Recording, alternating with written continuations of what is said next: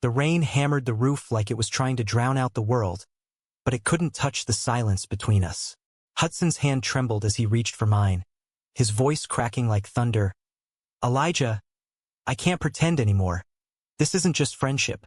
In that split second, as our eyes locked under the flickering porch light, I realized the line we'd towed for years had just shattered, pulling us into a storm neither of us saw coming. I'd known Hudson since we were kids terrorizing the cracked sidewalks of Elmwood, Ohio, a nowhere town where cornfields stretched like forgotten promises and the local diner served coffee strong enough to wake the dead. Back then, we were inseparable, two scrawny boys with scraped knees and dreams bigger than the rusted water tower that loomed over Main Street. He was the golden boy, all easy smiles and quarterback throws that made the high school bleachers roar, while I was the quiet one, sketching graffiti on abandoned barns and quoting beat poets nobody else cared about. Our friendship was the kind that didn't need labels. It just was like the humid summer air that stuck to your skin and made everything feel alive.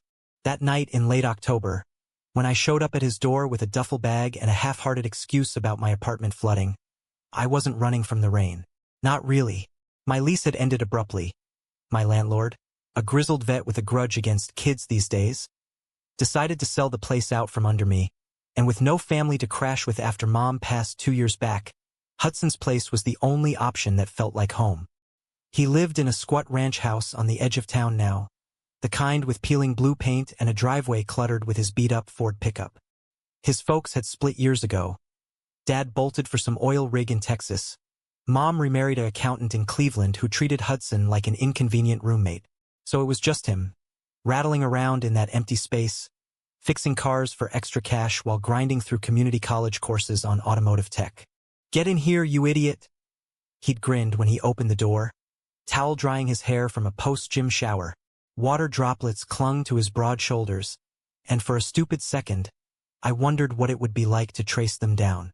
I shook it off, old habit, burying thoughts like that deep where they couldn't see daylight. We weren't those kinds of friends. Never had been. The first night was easy, like slipping into an old flannel that still smelled like pine and motor oil. We cracked open beers from his fridge, cheap domestics that tasted like regret, and sprawled on the living room couch, binging reruns of Friday Night Lights. The TV flickered blue light across the walls, casting shadows that danced like ghosts of our high school glory days. Hudson laughed at the same dumb lines he always did, his knee bumping mine accidentally on purpose, and I let myself forget the knot in my chest, the one that had been tightening ever since I came out to a handful of mutual friends last spring, only to watch the group splinter like dry timber. Hudson had been the rock, though, texting me memes at 2 a.m., showing up with pizza when I ghosted everyone. "You're still you, Eli," he'd said, clapping my shoulder hard enough to bruise. And that's enough. But as the credits rolled and the rain picked up outside, drumming a relentless rhythm on the tin roof, something shifted. Maybe it was the way his laugh faded into a sigh, or how he stared at the screen like it held answers he couldn't find. "You ever think about getting out of here?" he asked, voice low, like he was afraid the walls might hear. "All the time," I admitted, twisting the label off my bottle. "New York, maybe. Or Portland. Somewhere with actual seasons that don't bleed into each other." He nodded, but his eyes were distant, fixed on the window where rain streaked like tears. "Yeah, me too. But what if? What if it's not the town holding us back? What if it's us?" I turned to him, brow furrowed. "Us how?" He shrugged, that boyish half-smile masking whatever storm brewed underneath. "Nothing. Forget it. Couch is yours. I'll take the recliner." I crashed hard that night, the kind of sleep that comes after too many miles run in place. Dreams tangled with memories. Hudson's arm slung over my shoulders at prom, both of us dateless and drunk on stolen whiskey. The way he'd held me together at Mom's funeral. His grip the only thing keeping me from unraveling. Woke up to the smell of bacon sizzling, sunlight slicing through the blinds like accusations. Breakfast was pancakes stacked high, drowned in syrup that stuck to your fingers.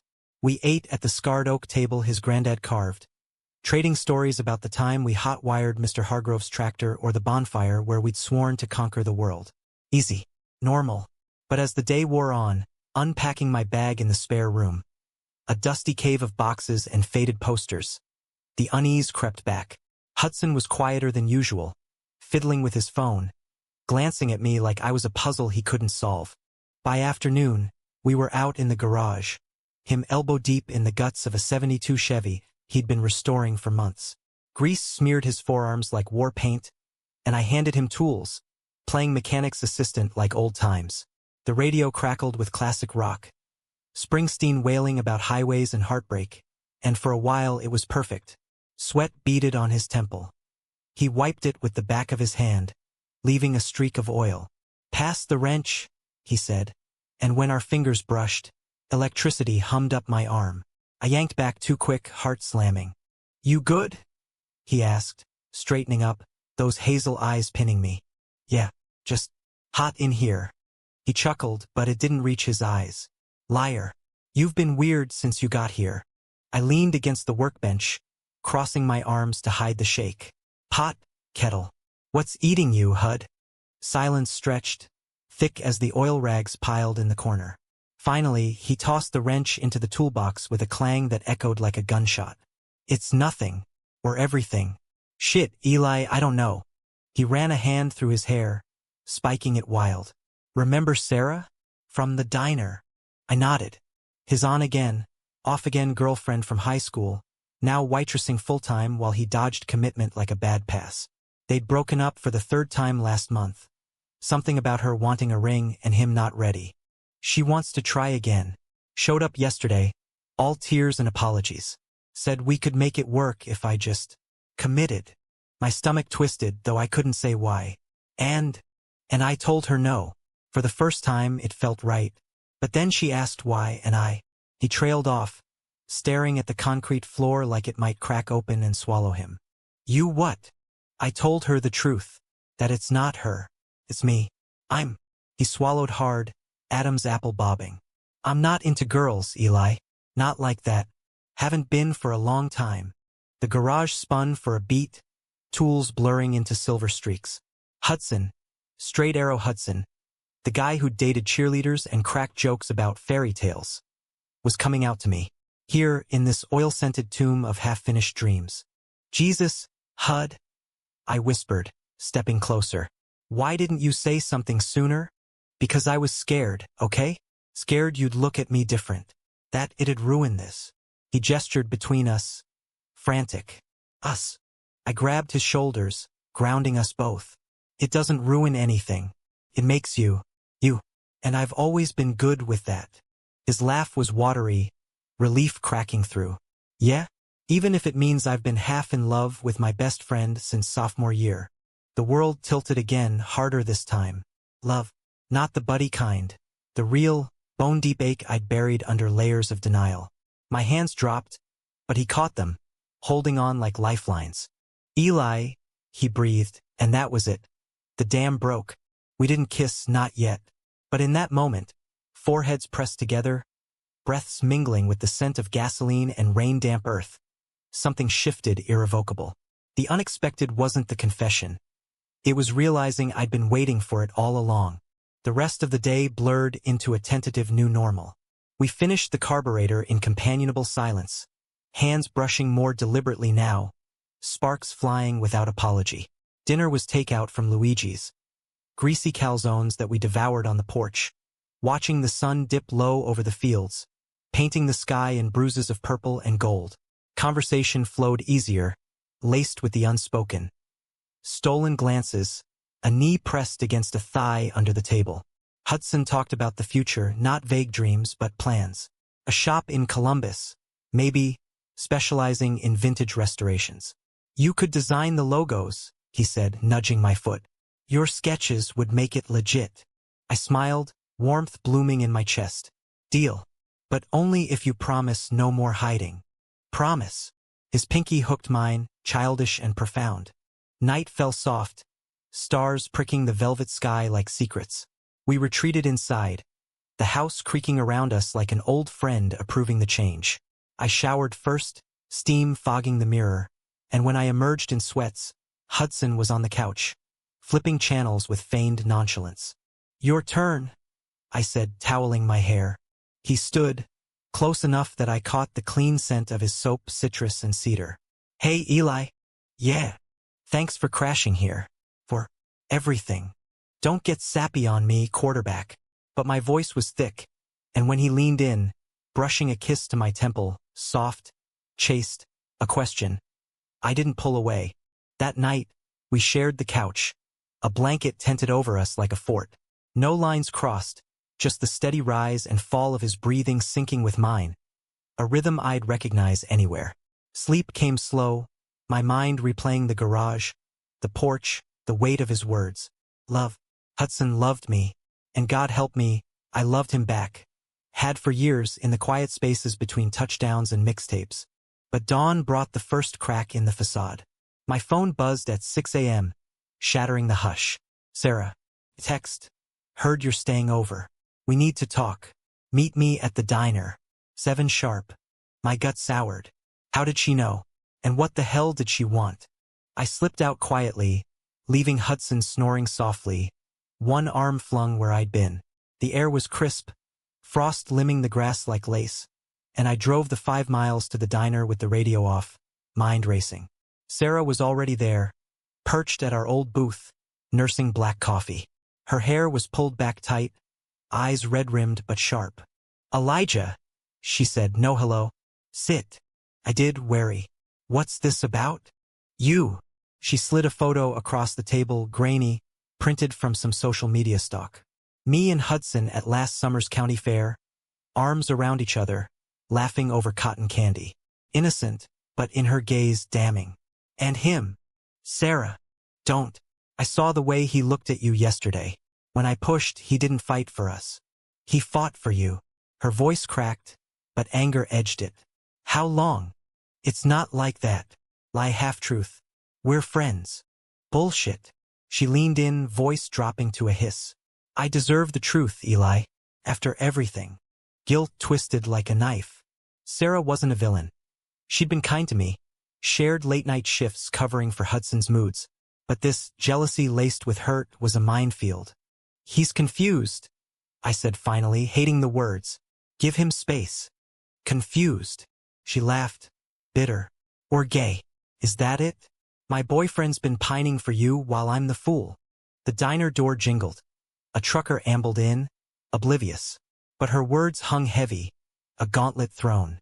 It's not your business. I shot back, heat rising. Let it go. She stood, tossing a crumpled 10 on the table. Tell him I know. And if he chooses you, he's dead to me. To all of us. The threat landed like a slap. Elmwood was small. Whispers spread like wildfire. Lose Sarah, lose the fragile social web Hudson clung to, his job at the garage, the Sunday barbecues, the illusion of normalcy. I drove back numb, the photo burning a hole in my pocket. Hudson was up, flipping eggs, humming off-key. Morning run. Yeah. But my smile was forced, and he noticed. Everything okay? Fine. Another lie. How do you confess a bomb's been lit? We spent the morning hiking the trails behind his house. Muddy paths winding through oak groves, leaves crunching underfoot like brittle bones. He pointed out deer tracks, told stories of boyhood forts. But I was half there, Sarah's words echoing. Betrayal? No, not from her. But the fear of what it could unleash felt like one. By lunch, the sky darkened again, clouds rolling in like uninvited guests. We holed up with sandwiches and a deck of cards, playing poker with matchsticks for stakes. Hudson one hand after hand, crowing triumphantly, but his foot stayed hooked around my ankle under the table, an anchor in the gathering storm. Then his phone rang. Sarah's name flashed. He answered, casual, "Hey." I watched his face drain of color, the easy grin shattering. What? No, that's not. Sarah, wait. She must have unloaded everything, the photo, the accusations, the ultimatum. He hung up after a terse, "We'll talk later." Phone clattering to the table. Hud. She knows. His voice was raw, stripped bare. About me. Says if I don't deny it, she's telling everyone. Dad, Mom, the whole damn town. Panic clawed my throat. What are you gonna do? Fight.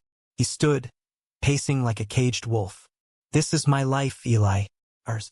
I won't let her torch it out of spite. But doubt flickered in his eyes, the same fear I'd seen in mine. Elmwood wasn't San Francisco, It was Bible belts and backroom deals, where different meant exile. The afternoon devolved into argument, voices rising over the patter of rain starting outside. You should have told me about her showing up, I accused, betrayal sharp on my tongue. And what? Drag you into my mess sooner?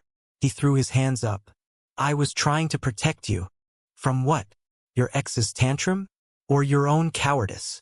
That hit low, he flinched like I'd swung. Coward? I spent years pretending, Eli. For my family, for the team, for you, so you'd have one person who didn't bolt when you came out. Tears stung my eyes. I don't need protecting. I need you, all of you, not this half-life. He crossed the room in 2 strides, cupping my face. Then help me. Be my reason to stop hiding. Our lips met then. Fierce, desperate, tasting of salt and storm. It was everything and nothing, a spark to dry tinder. We broke apart gasping, foreheads pressed, the world narrowing to the thunder of our hearts. But the call came as we caught our breath. His mom, voice shrill through the line. Sarah's mom just called. Said Hudson's. Involved with that boy. Elijah, is it true? Denial spilled from him, automatic, a reflex honed by years of survival. No, Mom. She's lying. Jealous bullshit. I froze, the lie a chasm between us. He hung up, turning to me with haunted eyes. I had to. For now. For now. Pain lanced through me. Or forever. When does the pretending end? Hud. It will. I swear. But his voice wavered, and in that crack, I saw the truth. Love was a battlefield here, and we were already bleeding. That night, the rain turned biblical, sheets lashing the windows like judgment.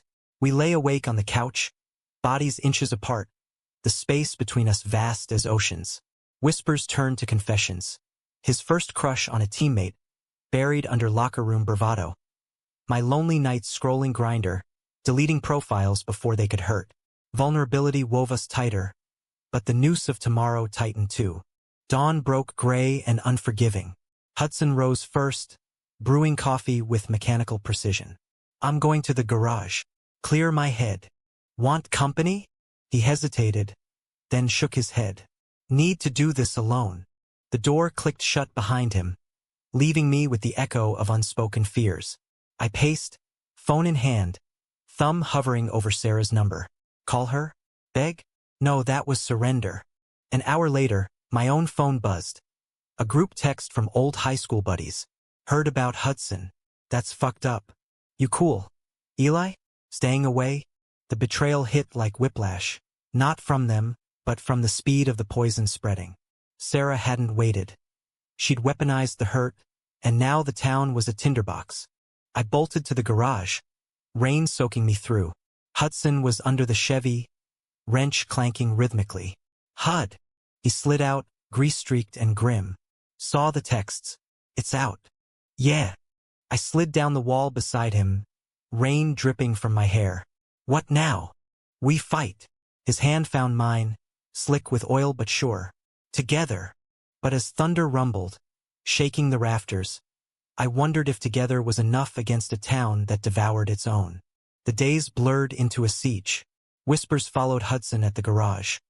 Old man Wilkins, his boss, pulling him aside with a, "We don't need that kind of trouble here, son." He kept his job, barely, on the strength of his work ethic and Wilkins' grudging respect. But the taunts came. Tires slashed on his truck, effigy, keyed into the door panel in wobbly letters that screamed cowardice. I fielded my own shrapnel. Texts from friends turning cold, invitations to bonfires drying up like creek beds in drought. Mom's old bridge club ladies crossed the street when I passed, their judgment heavy as church bells. Elmwood wasn't burning us at the stake, but the slow roast of isolation charred just the same. Through it all, Hudson and I clung like burrs. Mornings were stolen coffees on the porch, his head on my shoulder, watching mist lift from the fields. Evenings, we drive aimless loops on backroads, Springsteen on low, hands intertwined over the gearshift. Romance bloomed in the margins.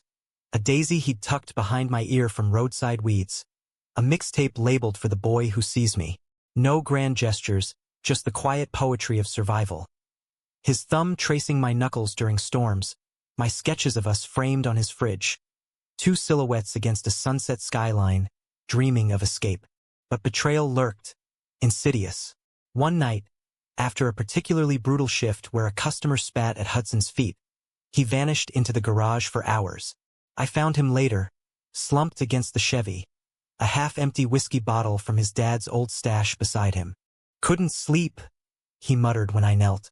Keeps replaying, Mom's voice, Sarah's face. "Like I'm poison." "You're not." I pulled him close, his sobs muffled in my shirt. "We're not." He lifted his head, eyes wild. "Then why does it feel like we're drowning?" "Because we are. But we surfaced together." That vulnerability cracked him open further. Over the next week, stories poured out. The coach who'd cornered him after a game, joking about "don't drop the soap." The prayer circle his mom dragged him to after sensing something off. Layers peeled, revealing the boy who'd built walls higher than the water tower to protect the heart beneath.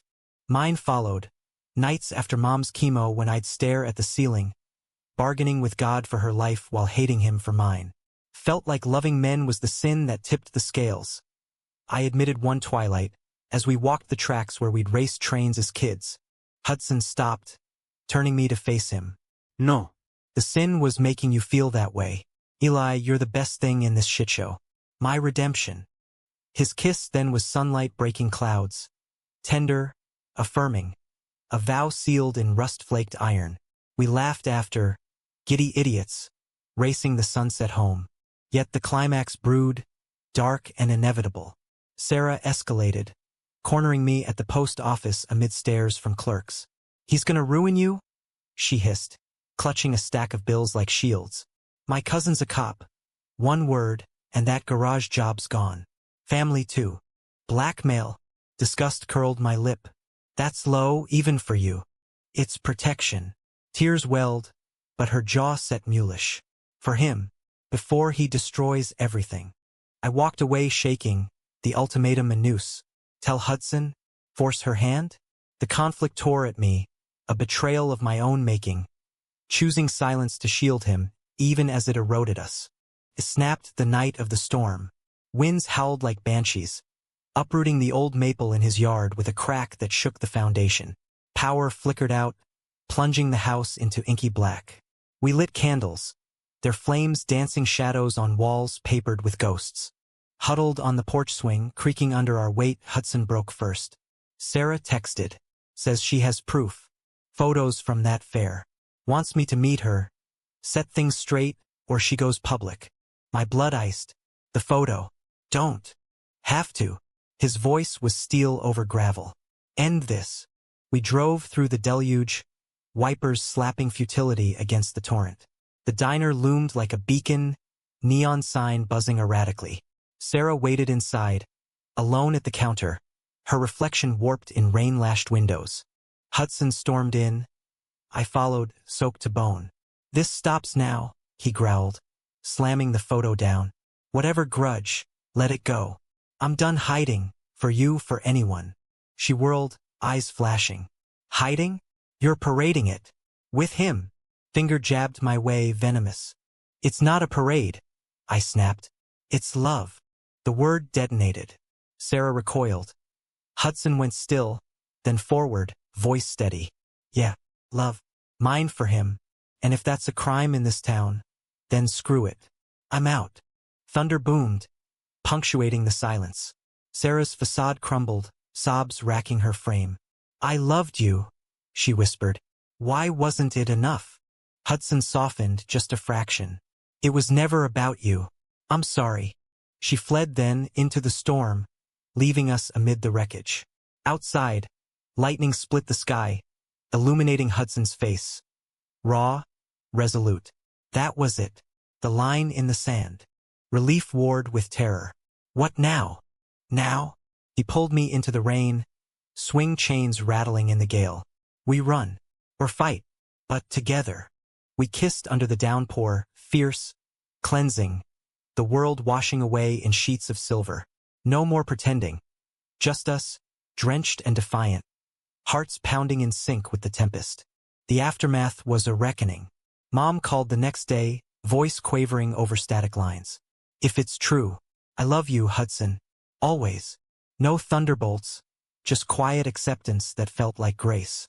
Dad's response was a grunt and a do you, but it was something, a crack in the armor. The town? A mixed bag. Some doors slammed. Wilkins let Hudson go with a handshake and, good luck, kid. Others creaked open. The librarian who'd always slipped me extra books slipped him job leads. Old Coach Harlan bought a restored Fender, muttering, proud of you, boy. Sarah vanished to her aunts in Dayton. A white flag in the form of a letter. Hurt me, but I see it now. Be happy. Sorry. We rebuilt in fragments. Hudson landed work at a shop in Columbus. Vintage specialists. Ironic fate. I tagged along, crashing on his couch, then bed, while job hunting graphic gigs. The city hummed with possibility. Diverse streets where holding hands drew smiles, not stares.